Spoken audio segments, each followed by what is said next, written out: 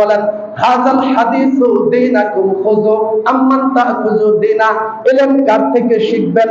হাদিস কার থেকে শিখবেন? হাদিস কার থেকে জানবেন? ইমাম ইবনে সিরিন বলেন হাদিস শেখার আগে, ওয়াজ শোনার আগে ওই ব্যক্তিকে চিনতে হবে, ব্যক্তির সম্বন্ধে জানতে হবে, ব্যক্তির আকীদা কি, ব্যক্তির চলন কার্যকে, পড়ালেখাটা কেমন।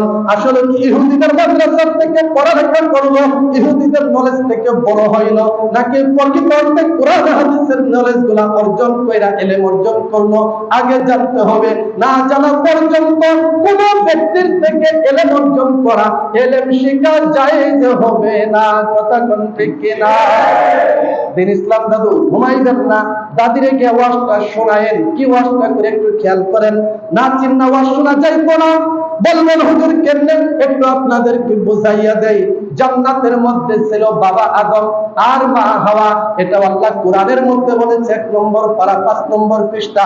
আল্লাহ ডাক দিয়ে বলেন লা তাকরাবা হাযিহিশ শাজারা।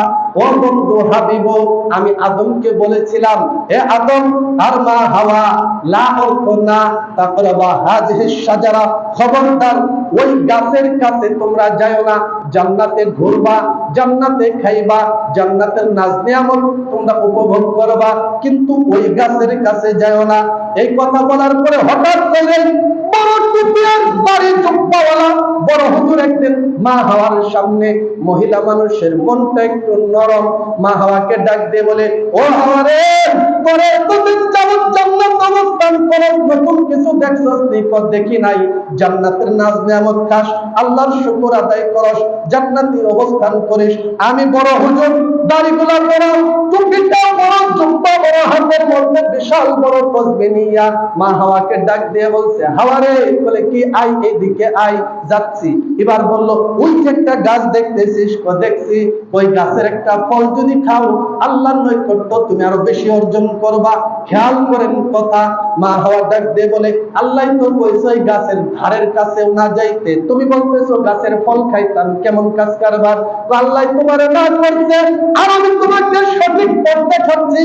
এই গাছের ফলটা যদি একবার খাও, তুমি এখন যত আল্লাহর শুকর আদায় করো, আরো বেশি আল্লাহর শুকর আদায় করতে পারবা। সুবহানাল্লাহ। কথাটা ভালো না খারাপ? দেওয়ান সাহেব কইলেন না কে তাদের অনুমতি লাগবো? জুমা পড়ে যায় অনুমতি নিব। কথাটা ভালো না খারাপ? সবাই কোন ভালো না খারাপ? কিন্তু আমি প্রায় সময় বলি কথা ভালো, উদ্দেশ্য কথা ভালো, উদ্দেশ্য খারাপ। মা হাওয়া মহিলা মানুষ মনটা নরম, যে গাছের ফলটা টান মাইরা খাইছে, খাইতে দেরি গায়ের ভিতরে জান্নাতের পোশাক খুলে গেছে। আদম নবীর জান্নাতের পোশাকটা খুলে গেল।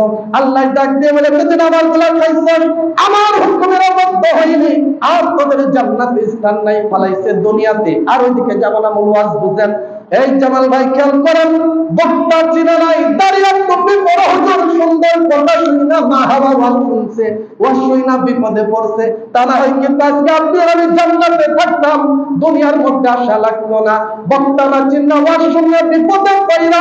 আজকে মা হাওয়া আদম আলাইহিস সালাতু ওয়াস সালাম দুনিয়াতে এসে তো সন্তানরা দুনিয়াতে, ঠিক কি রকম আমি বলি আগে তুমি বক্তা চিনা না, চিনা ইউটিউব থেকে ওয়াজ শুনি না, নিজের ঈমান নষ্ট করুন যাইতো না। মনে থাকবে না ওয়াজটা? থাকবে না? আগে বক্তা চিনতে হইব। হুজুর তার ওয়াজটা অনেকেই শুনছে, আমি তো তার ব্যাপারে চিনি না।